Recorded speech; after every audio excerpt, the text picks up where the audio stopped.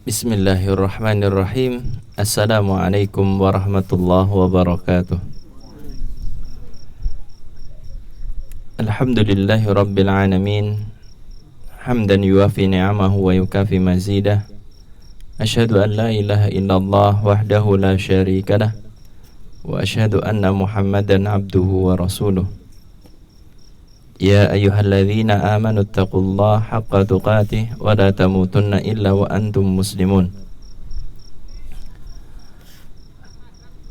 Rekan-rekan semua dari MBI Chapter Banyumas Raya, Yogyakarta dan juga Chapter Ciamis.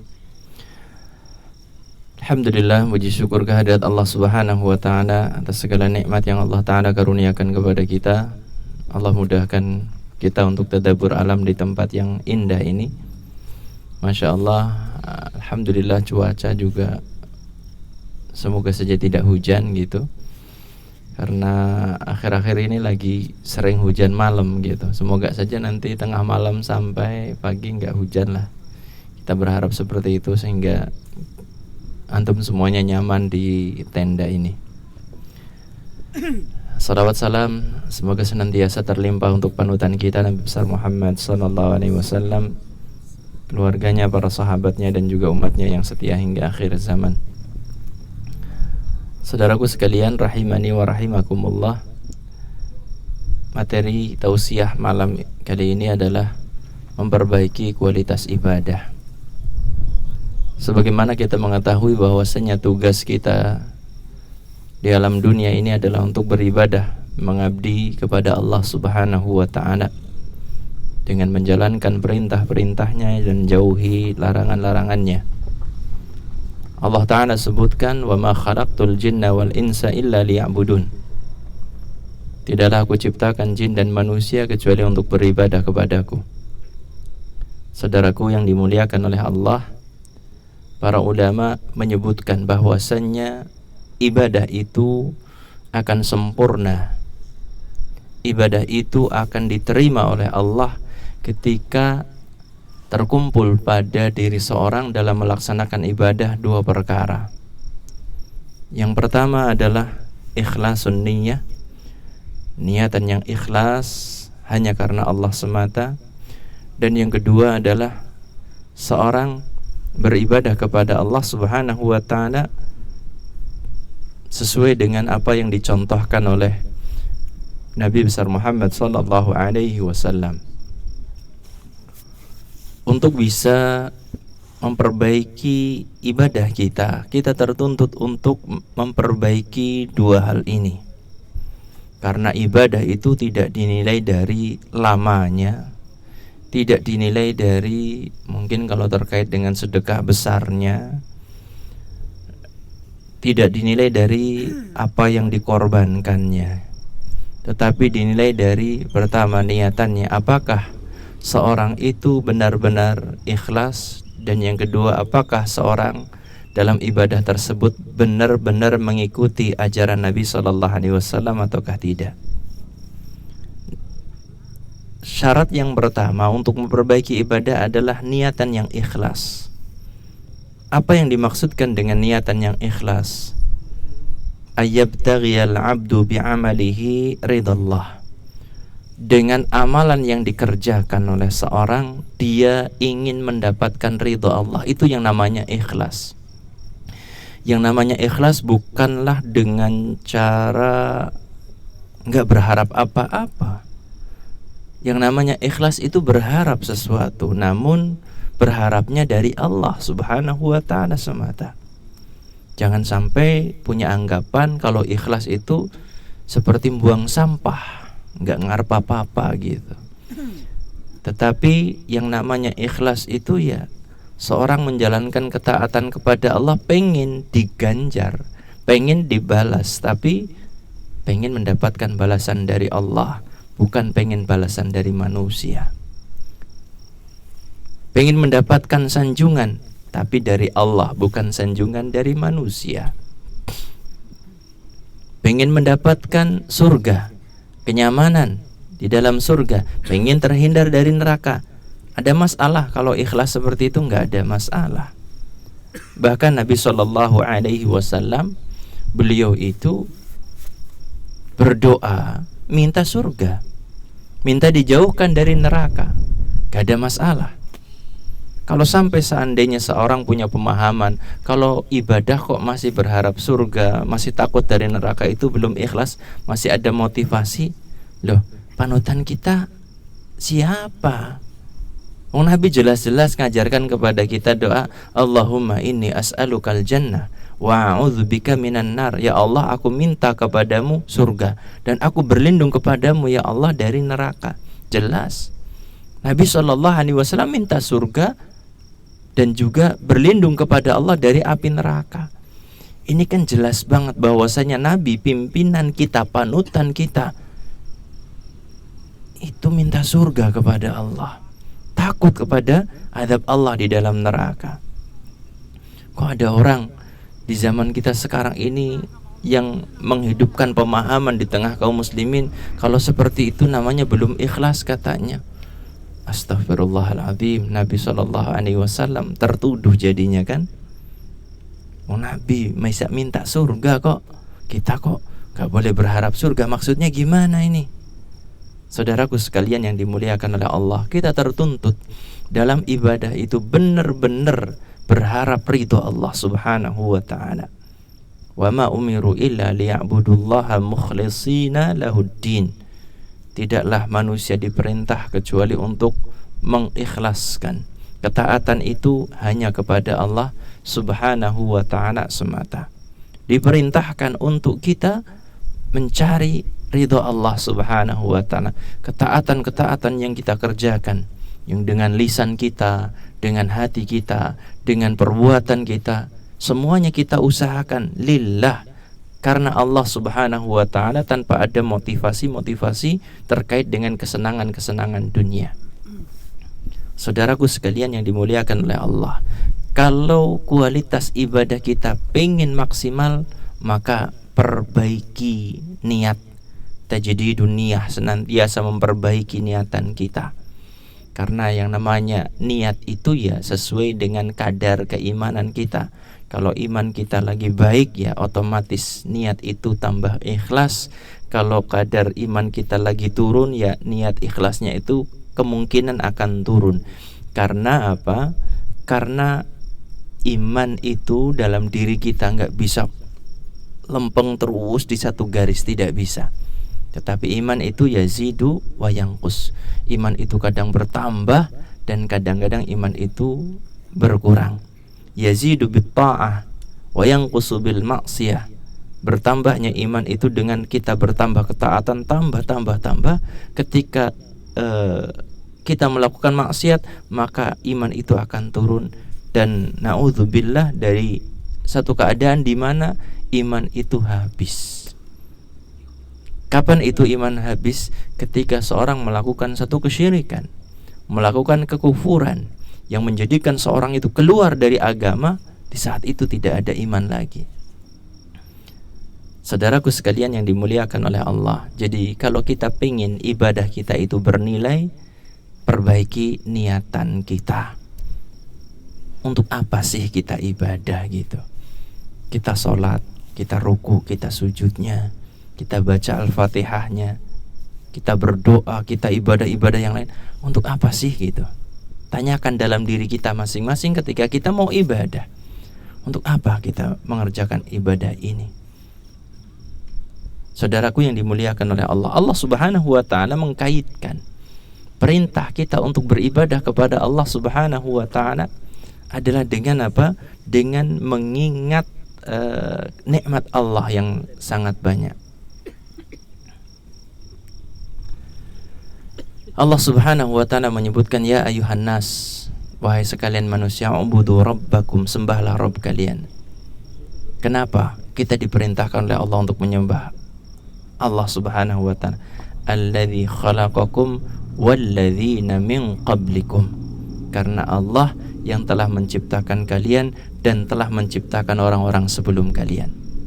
Ini diantara alasan yang sangat logis kenapa kita beribadah kepada Allah, kenapa kita harus nurut perintah Allah dan jauhi larangan-larangannya. Alasannya apa tadi? Karena Allah telah menciptakan kita. Maka orang-orang yang beribadah kepada selain Allah itu adalah orang yang sangat tidak ilmiah. Kenapa sebabnya? Beribadah kepada sesuatu benda materi gitu yang kelihatan dan jelas-jelas tidak bisa berbuat apa-apa. Kan aneh. Kalau kita beribadah kepada Allah yang bisa menyelamatkan kita, memberikan kesehatan kepada kita, memberikan rezeki kepada kita. Kalau orang-orang di luar sana, di luar Islam gitu ya, mereka beribadah kepada sesuatu yang nampak dan ternyata itu gak bisa apa-apa. Amwatun ghairu ahya. Yang mereka sembah itu benda mati, bukan sesuatu yang hidup. La yakhluquna syai'a wa hum yukhlaqun. Yang mereka sembah itu tidak bisa menciptakan apapun, bahkan mereka itu diciptakan gitu. Beribadah kepada patung, beribadah kepada simbol-simbol yang lain, bisa berbuat apa? Yang namanya patung itu. Patung itu kan sangat lemah. Di cuaca dingin gak bisa pakai selimut, di cuaca panas gak bisa payungan, ada lalat gak bisa ngusir, dikasih telek ayam hidungnya ya diem aja gitu. Kalau ada sekarang patung yang disembah kemudian bisa naplok nyamuk sampai, wah ini patung kita yang kita sembah itu berhasil menangkap 10 ekor nyamuk gitu. Heboh banget kan? Nah, heboh apa tidak? Viral pasti beritanya kan ya. Ada patung di tempat gitu ya, yang disembah orang bisa ngumpulkan 10 ekor lalat. Nah, bocah cilik bisa, gampang kalau anak kecil itu. Astagfirullah. Kalau patung itu heboh banget. Patung yang disembah bisa ngusir lalat di hidungnya, tek gitu. Wah, beritanya pasti heboh. Terekam CCTV. Umpamanya kan heboh. Padahal cuma kayak gitu tok. Kalau Allah itu yang mengalirkan darah di dalam diri kita, berdenyutnya jantung kita, yang menciptakan saraf-saraf yang ada dalam diri kita itu Allah yang sangat hebat. Ala kulli syai'in qadir, yang maha kuasa atas segala sesuatu. Wa huwa bi kulli syai'in wakil, dan dia Allah yang menjaga segala sesuatu. Kembali kepada pembahasan kita, Allah Ta'ala memerintahkan kita untuk beribadah hanya kepadanya, dan Allah memerintahkan kita agar dalam beribadah itu dengan ikhlas. Kemudian yang kedua, bahwasannya di sana dalam ibadah kita tertuntut untuk mengikuti Nabi Sallallahu Alaihi Wasallam, karena kita sudah berikrar asyhadu anna Muhammadar Rasulullah. Dan di antara konsekuensinya kita itu tidak boleh beribadah kecuali dengan syariat Nabi Muhammad Sallallahu Alaihi Wasallam. Jadi harus sinkron antara ikrar dengan perbuatan kita, harus sama. Kalau kualitas ibadah kita pengen baik, coba koreksi lagi. Sudahkah ibadah kita itu bersesuaian dengan contoh Nabi ataukah belum? Jangan sampai kita berikrar asyhadu anna Muhammadar Rasulullah, kita bersolawat, kita menyanjung Nabi Sallallahu Alaihi Wasallam sampai sekian ribu kali gitu misalnya, tetapi dalam praktek kehidupan, dalam ibadah kepada Allah semau-mau gue, sekarepku dewek ibadahnya gitu, nggak boleh. Kita benar-benar harus mengkoreksi setiap kegiatan peribadahan kita, cocokkan dengan ajaran Nabi. Kalau seandainya belum cocok, maka berusahalah untuk memperbaikinya. Ketika sudah ada ikhlas namun tidak bersesuaian dengan ajaran Nabi, tidak diterima. Kalau sudah cocok dengan ajaran Nabi ternyata tidak ikhlas, juga tidak diterima. Yang diterima oleh Allah adalah ketika amalan itu ikhlas dan juga bersesuaian dengan ajaran Nabi Sallallahu Alaihi Wasallam. Saudaraku sekalian rahimani wa rahimakumullah. Kemudian kita ingin melihat sisi yang lainnya. Tadi untuk memaksimalkan kualitas ibadah dengan tadi memperbaiki niat dan juga apa yang kedua? Sesuai dengan ajaran Nabi Sallallahu Alaihi Wasallam. Di sana itu ada ibadah. Para ulama menyebutkan ibadah dilihat dari nampak atau tidaknya ada dua macam. Yang pertama adalah ibadah-ibadah yang memang harus nampak. Ada ibadah-ibadah yang harus nampak. Contohnya apa? Sholat berjamaah. Yang lain? Ibadah harus nampak. Haji. Terus apa lagi? Zakat fitrah ya nampak gitu kan. Salat Id yang nggak kelihatan tapi kedengaran. Adzan. Iya kan? Ibadah-ibadah yang nampak, saudaraku yang dimuliakan oleh Allah, ibadah-ibadah yang nampak ini tidak mungkin kita beralasan untuk menjaga ikhlas kemudian kita sembunyikan itu. Saya lebih ikhlas kalau sholat di rumah. Alasannya bagus. Saya itu lebih bisa menjaga hati. Saya lebih bisa menjaga hati kalau saya sholat di rumah gitu. Ya silahkan pakai mukena saja di rumah gitu ya. Kalau mau di rumah ya pakai mukena saja gitu. Saudaraku yang dimuliakan oleh Allah, jadi ibadah-ibadah yang seperti ini nggak bisa kita beralasan. Saya nggak bisa adzan dengan pengeras suara gitu, karena saya pengen ikhlas. Ikhlas apa pengen malu suaranya kedengeran. Atau ibadah yang lainnya lagi yang nampak kemudian kita pengen sembunyikan, nggak bisa. Saudaraku yang dimuliakan oleh Allah, ibadah yang kedua adalah ibadah yang memang seharusnya kita sembunyikan. Misalnya apa?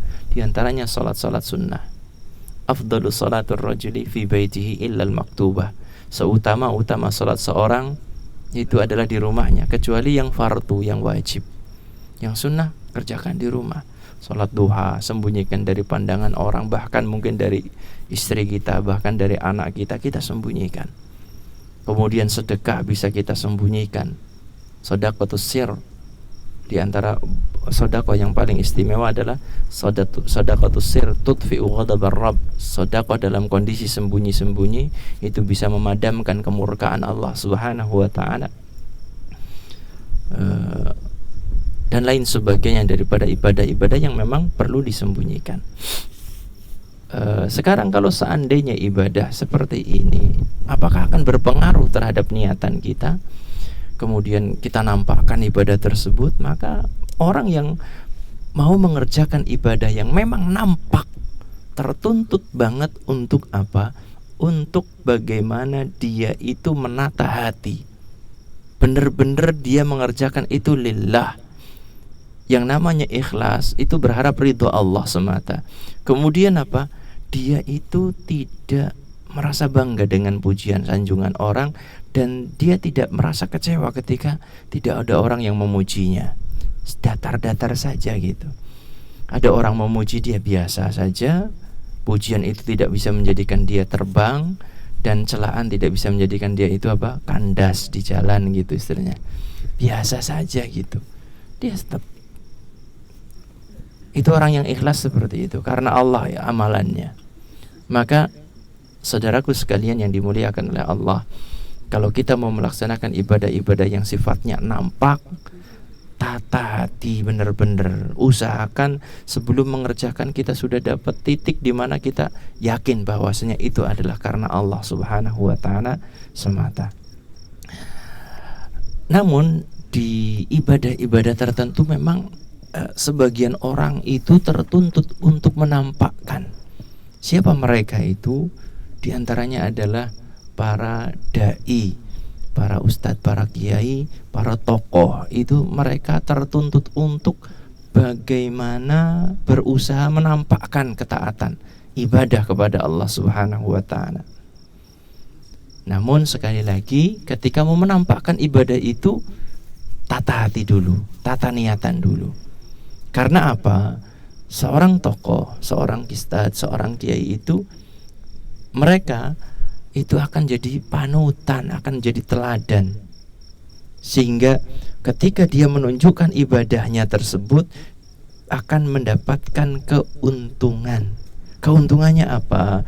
Di antara keuntungannya adalah yang pertama, memberikan keteladanan baik. Man sanna fil islami sunnatan hasanatan falahu ajruha wa ajru man amila biha min ba'dih. Barang siapa yang menghidupkan ajaran yang baik, sunnah yang baik di dalam Islam, maka dia akan mendapatkan pahala dan pahala orang yang mengerjakan setelahnya. Masya Allah, ini kan istimewa banget. Kalau seandainya kita memberikan keteladanan, kalau mungkin ya kita di keluarga sebagai kepala keluarga, kemudian kita memberikan keteladanan kepada istri, kepada anak-anak kita, diikuti, itu jadi pahala bagi kita semuanya. Kemudian pahala yang kedua, keutamaan yang kedua ketika kita menampakkan amal ibadah adalah pahala menceritakan rahmat Allah yang diberikan kepadanya. Artinya apa? Ketika kita menampakkan ibadah kepada orang lain, kita itu tahadduts bi ni'matillah.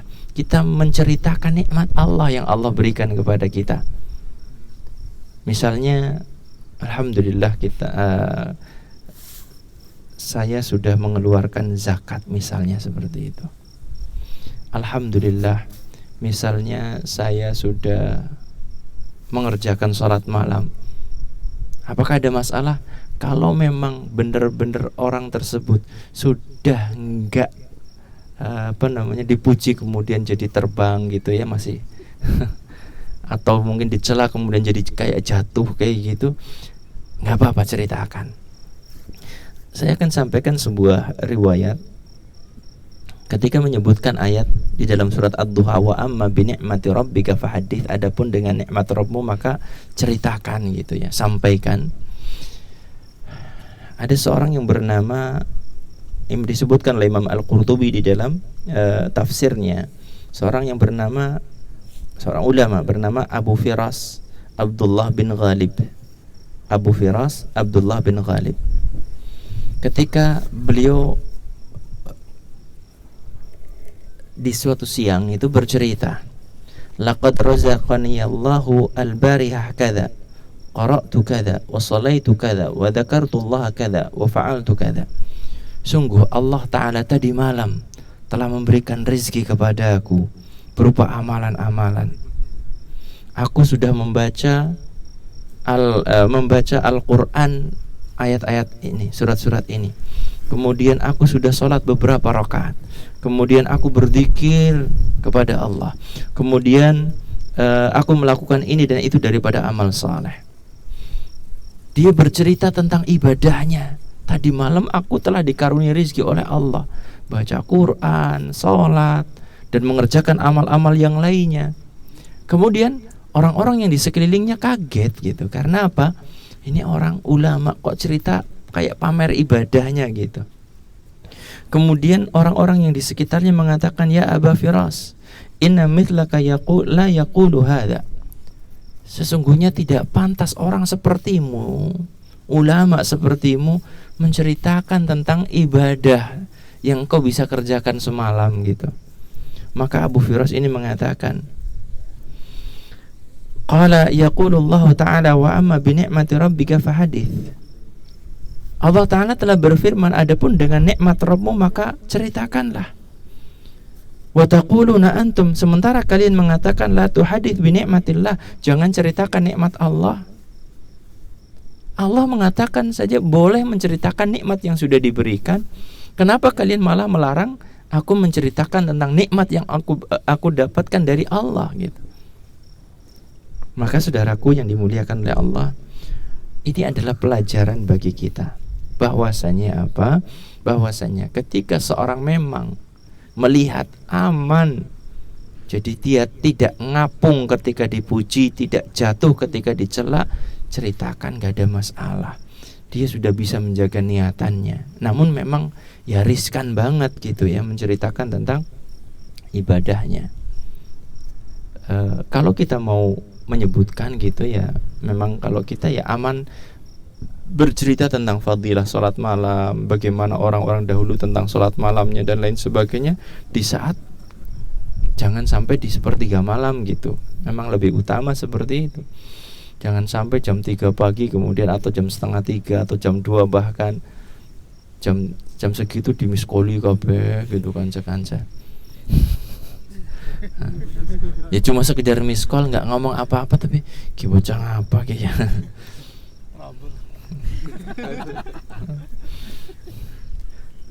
Saudaraku yang dimuliakan oleh Allah, demikian juga ketika kita bersedekah, memang ya kita paling afdalnya sembunyi lebih bagus.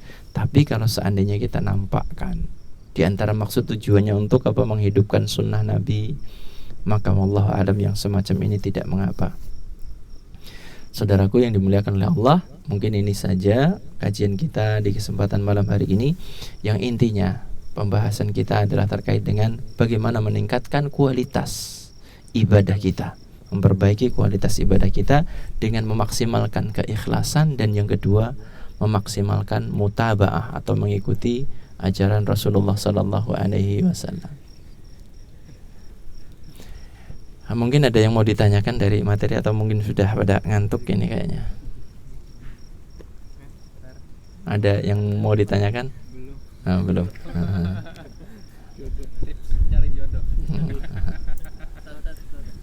Ya, silakan. Assalamualaikum warahmatullahi wabarakatuh. Waalaikumsalam warahmatullahi wabarakatuh. Saya Arfi dari MBI Chapter Jogja. Mau tanya Ustaz, tadi kan sholat sunnah itu kan anjurannya di rumah ya. Iya. Misalnya kalau kita kayak safar ini, nah itu gimana sholat sunnahnya? Apakah sudah bisa dikerjakan atau kalau pas saat kita kalau di rumah di Jogja berbagian kerja, dan itu kan di masjid di jauh dari rumah, nah itu gimana sholatnya? Terima kasih. Terima kasih. Ketika di perjalanan, ini teh apa kopi nih? Ketika di perjalanan memang Allah Subhanahu wa ta'ala telah memberikan keringanan.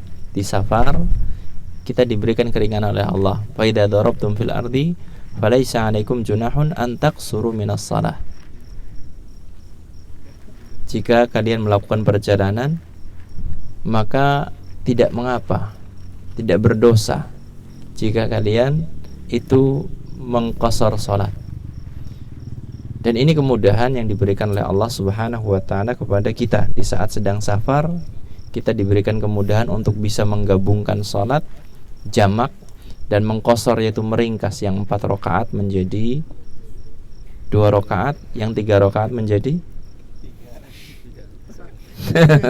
mau 1,5 jawabnya. Jangan salah, 1,5 nggak ada. Salat 3 rakaat ya tetap 3 rakaat saja. Kemudian kalau di Jogja tadi tempat kerjanya itu jauh dari masjid? Ada masjid di sana. Jauh dari rumah? Jauh dari rumah. Kalau di tempat kerja itu yang jauh dari rumah, maksudnya ngerjakan sholat sunnahnya di masjid atau di tempat kerja gitu ya? Tidak dikerjakan. Oh tidak. Ada masjidnya kan? Ada masjidnya. Maka wallahu a'lam lebih baik dikerjakan, karena yang dimaksudkan dari hadis tadi memang afdolnya itu di rumah. Afdolnya di rumah. Di samping memakmurkan rumah dengan ibadah kepada Allah, dan juga lebih bisa menjaga keikhlasan. Wallahu a'lam seperti itu. Tapi kalau memang di masjid itu, mungkin di tempat pekerjaan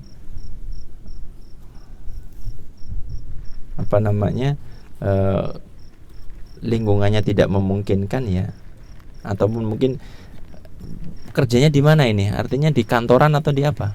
di kantor. Oh, kalau di kantoran ya bisa ngumpet kan ya? Bisa ngumpet tempat sholatnya, nyari orang yang tidak tahu sholat sunnah, bisa seperti itu, nggak harus di rumah kasihnya seperti itu. Ya, intinya adalah kita menyembunyikan sebagian amalan kita yang memungkinkan untuk disembunyikan. Wallahu a'lam bishawab. Ya.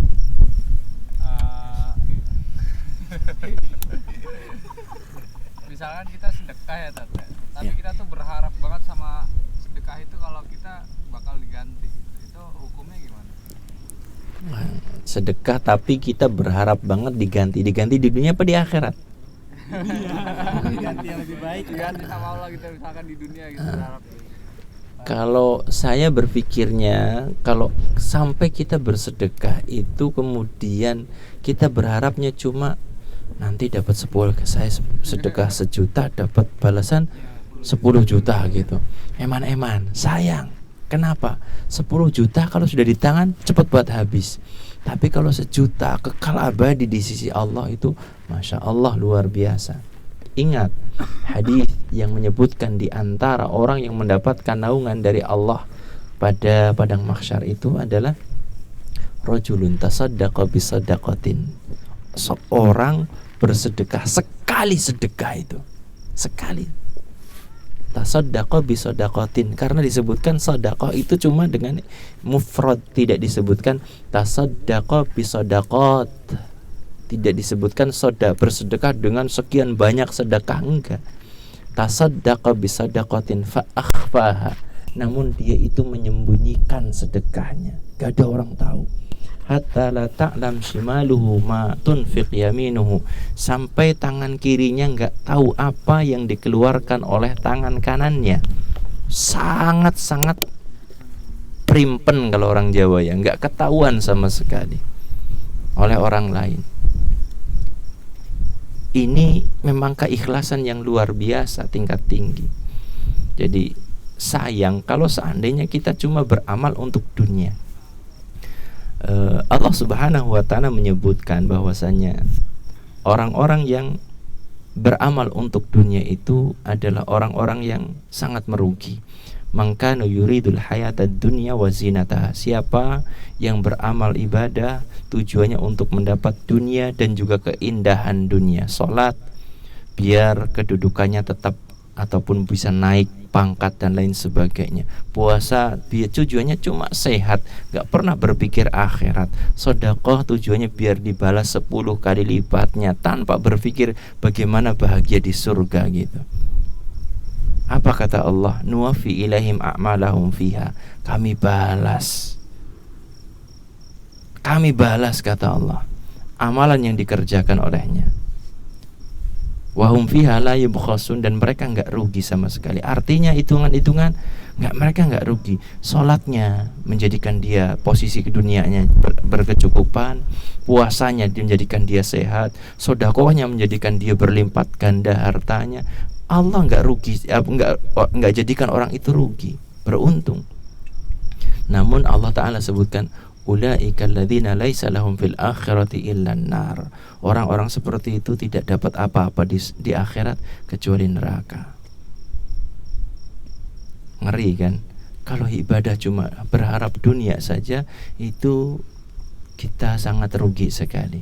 Ulaika laisa lahum fil akhirati illan nar wa habita ma sana'u fiha, akan hapus apa yang mereka kerjakan, wa batilu ma kanu ya'malun, dan sia-sia apa yang mereka kerjakan di dunia. Maka berpikirlah logis. Kalau kita punya harta, kita awetkan, jangan cuma untuk balik lebih banyak kita habiskan lagi di dunia gitu. Diwakafkan, nah, motornya tak wakaf nage laming pondok, masuk balik kalau ya apik ya. Umpamanya seperti itu. Nah. Tidak menerima wakaf chopper.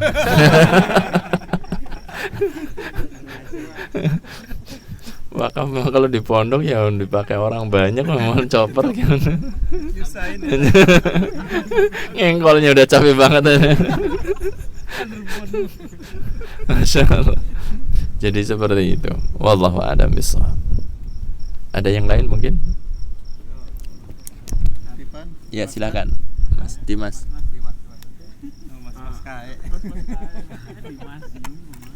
Misalkan ya kalau orang itu udah kebiasaan rutin sedekah tiap harinya, dan pas suatu saat dia itu benar-benar nggak punya uang sepeser pun, meskipun 100 rupiah itu masih tetap dapat pahala bersedekah nggak ya Dad? Seorang yang sudah rutin melaksanakan satu amal ibadah kemudian terhalang di saat itu karena satu halangan, rintangan, dia sudah dicatatkan baginya pahala rutinitasnya tersebut. Orang yang melakukan safar, yang dia sudah biasa mengerjakan sholat sunnah qobliyah ba'diyah di safarnya, dia akan mendapatkan pahala meskipun dia tidak mengerjakannya. Orang yang biasa sholat malam tapi karena saat itu dia lagi sakit, berhalangan tidak bisa sholat malam, dia mendapatkan pahala.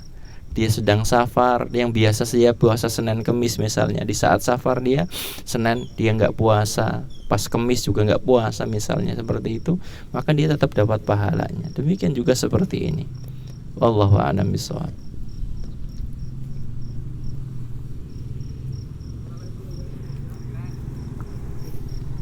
Ya, sudah. Kalau nggak salah kan ada hadis ya kalau bala dengan bersedekah ya.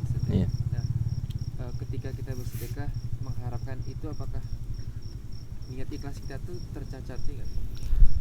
Terima kasih. Di antara yang disebutkan sedekah itu adalah taqi masari asu. Yang namanya sedekah itu bisa menghindarkan seorang dari mati dalam kondisi jelek. Orang yang rajin sedekah itu insya Allah akan terhindar dari su'ul khatimah, seperti itu. Maka kemudian seorang memperbanyak sedekah untuk terhindar dari bala, dari musibah dan lain sebagainya. Maka jangan sampai niatan tersebut menjadi niatan utama, niatan pokok. Niatan pokok tetap harus mencari ridho Allah dan balasan dari akhirat, dari Allah di akhirat, bukan untuk di dunia. Kembali kepada apa yang tadi saya sebutkan, pertanyaan dari Mas Dana tadi. Kalau sodakohnya, kalau ibadahnya cuma untuk dapat balasan di dunia, itu rugi sekali. Memang Allah balas, tapi kalau dibandingkan dengan akhirat nggak ada apa-apanya dunia. Dunia akan habis, sebentar hilang. Allahu a'lam bishawab.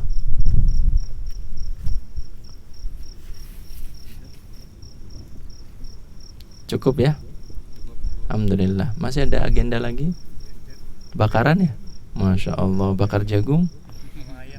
Ayam? Masya Allah. Di laut bakar ayam. Hah? Hah? Beli ya.